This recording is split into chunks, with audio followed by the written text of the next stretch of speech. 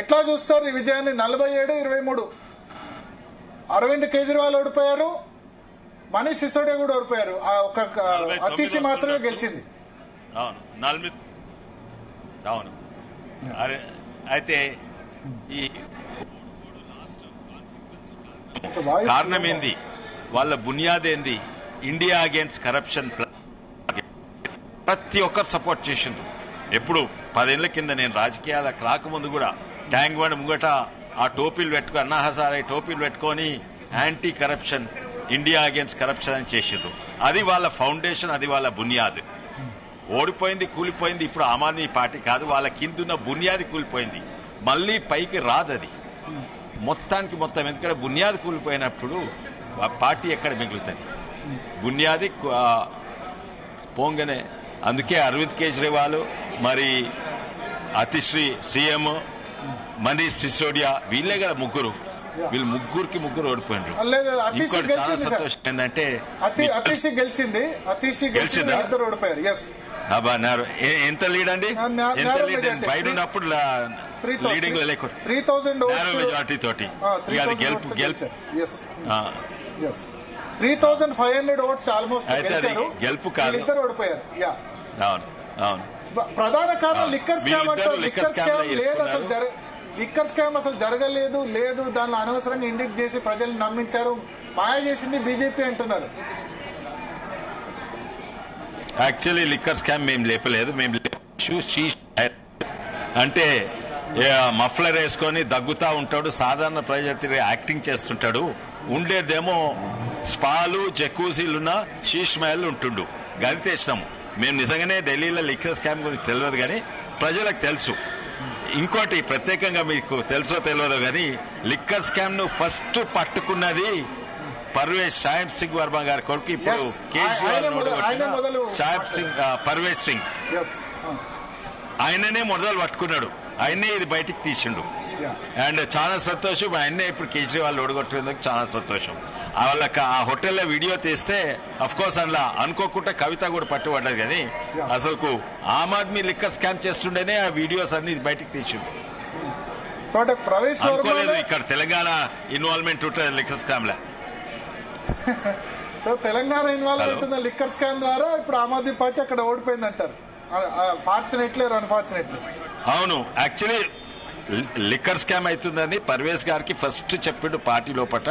అయితే మీరు చూడండి, ఏమైనా సుబూత్ ఉంటే తెమ్మంటే సుబూత్ తెచ్చిండు. ఆ లిక్కర్ స్కామ్ ఎవరు చేస్తుండ్రు అక్కడ ఆమ్ ఆద్మీ పార్టీ అని సుబూత్ తెస్తే ఆ వీడియోలో కవిత అనుకోకుండా ఆమె ఉన్నది. అది కవితకే ఎన్స్ కాదు, ఆ liquor scam, Delhi liquor scam గురించి చేస్తున్నారు.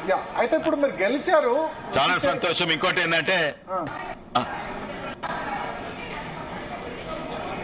చాలా సంతోషం ఏంటంటే ఇది ఇంకో అడుగు, మాకు ముగ్గురు ఎమ్మెల్సీస్ గెలుస్తారు ఇక్కడ. ఒకటేమో మా బడ్జెట్ తర్వాత ఇప్పుడు ఢిల్లీ గెలవడము, తర్వాత వాళ్ళు ఎన్నో బీసీ జాగరణల ముస్లిమ్స్ బీసీ అని చెప్పడము, ఇవన్నీ కూడా మాకు ఎంతో అడ్వాంటేజ్ ఉంటుంది. తప్పనిసరిగా వచ్చే ఎలక్షన్స్ లో అయితే 3 ఎమ్మెల్సీస్ గెలుస్తున్నాము. వాళ్ళు క్యాండిడేట్ కూడా కలిసిన్నారు, టీఆర్ఎస్ ఇంకా కాంగ్రెస్ కలిసి ఉన్నది ఇంట్లో. మీరు గెలిచారు, కానీ ఒకటి మీ మీద బ్లేమ్ పడుతుంది. కాంగ్రెస్ బీజేపీ కలిసి పనిచేశాయి. ఇవాళ కేటీఆర్ ట్వీట్ చేశారు, రాహుల్ గాంధీ కంగ్రాచులేషన్ చెప్పారు. కంగ్రాచులేషన్స్ రాహుల్ గాంధీ, బీజేపీని గెలిపించారు, మీరు మొత్తానికి మంచి పని చేశారని చెప్పారు. అంటే కాంగ్రెస్ బీజేపీ ఇక్కడ ఎక్కడా లేని విధంగా దేశంలో కొల్యూడ్ అయ్యాయి, ఆమ్ ఆద్మీ పార్టీ ఓటమిలో ఉంటున్నారు.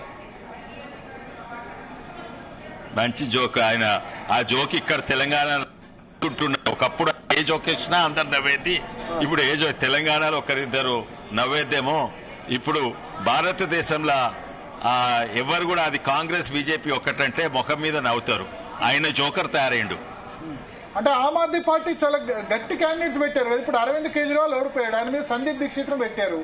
సందీప్ దీక్షిత్ పెట్టకపోతే అరవింద్ కేజ్రీవాల్ ఓడిపోయేవాడు కాదు. మనీష్ సిసోడియా మీద ముస్లిం క్యాండిడేట్ పెట్టేది కాంగ్రెస్, ముస్లిం ఓటు చూసి. అట్లాగే అతీషి మీద కూడా అల్కాలాంబ మహిళా కాంగ్రెస్ అధ్యక్షురాలని పెట్టారు. రౌండప్ చేశారు, ఇటు బీజేపీ రౌండప్ చేసింది, కాంగ్రెస్ ఉన్న అన్నట్ల స్ట్రాంగెస్ట్ క్యాండిడేట్స్ పెట్టినరు. అయినా ఎంత శాతం ఓట్లు? 6% వచ్చినాయి. 6% వచ్చినాయి. అయితే ఇంకా చూస్తే కాంగ్రెస్ ఇక్కడ చూస్తే కాదు ఇక్కడ ఎందుకు వాళ్ళు క్యాండిడేట్స్ పెడతలేరు? ఎమ్మెల్సీ క్యాండిడేట్స్ పెడతలేరు ఎందుకు? కాంగ్రెస్ హెల్ప్ చేస్తుందికే కదా. ఇప్పుడు ఎట్లా మేము గెలుస్తున్నాము? కాంగ్రెస్ కు మద్దతు, టీఆర్ఎస్ కాంగ్రెస్ కు మద్దతు ఇస్తుందికే కదా. వాళ్ళు కాంగ్రెస్ ఒకటే. మేము చూసినాము, మున్గోడు ఎలక్షన్స్ చూసినాము. భారత్ జోడో యాత్రకు ఆర్టీసీ బస్ పంపించింది ఎవరు? టీఆర్ఎస్ కదా పంపించింది. వాళ్ళిద్దరు కలిసి మమ్మల్ని ఓడగొట్టలేదా మున్గోడ్లా? కాంగ్రెస్ టీఆర్ఎస్ ఒకటి, వాళ్ళ సిద్ధాంతం కూడా ఒకటే. ఓకే. సో అంటే విశ్వేశ్వరరెడ్డి గారు ఇక్కడ కాంగ్రెస్ పార్టీకి సంబంధించిన రోల్ ఇప్పుడు వాళ్ళకి 6% వచ్చింది. లాస్ట్ టైం 4% వచ్చింది. ఇప్పుడు కాంగ్రెస్ కు వచ్చిన ఈ 2-3% ఓట్లు కాంగ్రెస్ ప్లస్ మధ్యస్ కనుక ఆ విధంగా ఓట్లు రాకపోతే బీజేపీ ఆమ్ ఆద్మీ పార్టీ సమానమయ్యేది. ఓన్లీ 3% ఓట్ డిఫరెన్స్ ఉంది. సో కాంగ్రెస్ డైరెక్ట్ గానో ఇండైరెక్ట్ గానో మీకు హెల్ప్ చేసింది అంటారు. మొన్నటి వరకు ఇండియా కూటమి కలిసి పోటీ చేసి కాంగ్రెస్ అన్ని పార్టీలు తిట్టాయి. మమతా బెనర్జీ తిట్టింది, అఖిలేష్ యాదవ్ తిట్టారు. ఎందుకు మీరు పోటీ చేయడం, అక్కడ బీజేపీకి మీరు హెల్ప్ చేస్తున్నారని తిట్టారు. తిట్టంగా కూడా వాళ్ళు పెట్టారు. సరే, అయితే అంటే మీరు కాంగ్రెస్ చెప్పగలుగుతారా మీరు వీక్ క్యాండిడేట్ పెట్టమని? ఏ పార్టీకైనా కాంగ్రెస్ ఏ పార్టీకైనా చెప్పగలుగుతారా మీరు వీక్ క్యాండిడేట్ పెట్టమని? తప్పనిసరిగా ప్రతి పార్టీ స్ట్రాంగ్ క్యాండిడేటే పెడుతుంది. అండ్ తప్పనిసరిగా ప్రతి పార్టీ మాక్సిమం ఓట్ వస్తుందికే ప్రయత్నం చేస్తుంది. అండ్ పోయి మమ్మలను మద్దతిస్తానికి చేస్తుంది. అది ఆ థియరీలా అసలు ఎవరు నమ్మరు. మీకు ఇన్ఛార్జ్ ఎక్కడిచ్చారు సార్ మొన్న? కాంగ్రెస్ ఎప్పుడైనా మీకు ఇన్ఛార్జ్ ఎక్కడిచ్చారు? ప్రతి ఎంపీకి ఇన్ఛార్జ్ ఇచ్చారు కదా. ఆ కాన్స్టిట్యున్సీలో ఎట్లా ఉంది సిచ్యువేషన్? మీకు ఇన్ఛార్జ్ ఇచ్చిన కాన్స్టిట్యున్సీ మంచిగా ఉన్నది. ఇన్ఫాక్ట్ ఫస్ట్ పర్వేష్ దానికి నేను Delhi university Telugu association students వీళ్ళందరూ కలిసి చేసినాము. తర్వాత నేను వసంత్ కుజ్లో చేస్తాను. రెండిట్లో కూడా గెలిచింది. ఓ, న్యూఢిల్లీ వసంత్. సో అరవింద్ కేజ్రీవాల్ ఓటమిలో కొండా విశ్వేశ్వరరెడ్డి రోల్ కూడా ఉంది. అక్కడ మా టీం వివేక్ రెడ్డి అని ఉన్నాడు హిందూ కాలేజ్ లా. వాళ్ళ టీం మొత్తం దాదాపు డే అండ్ నైట్ క్యాంపెయిన్ చేసిండ్రు. ఓకే. ఎందుకు సార్ అరవింద్ కేజ్రీవాల్ ఎందుకు ఓటమి పాలయ్యాడు అనుకుంటారు? ఏంది గ్రౌండ్ రియాలిటీ?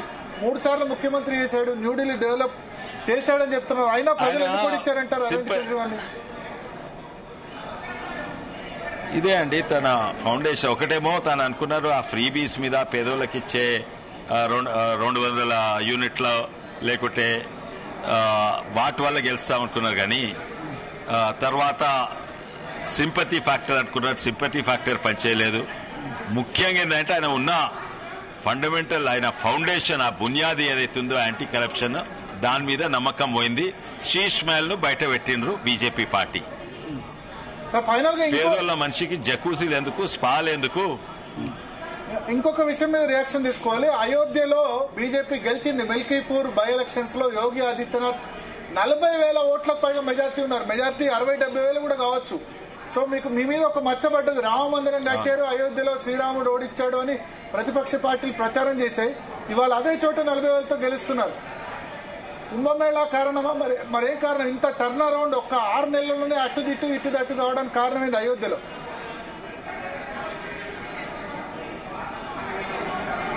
నేను దాని మీద పరిశీలించాలండి. నేను డీటెయిల్ గా నాకు తెలియదు.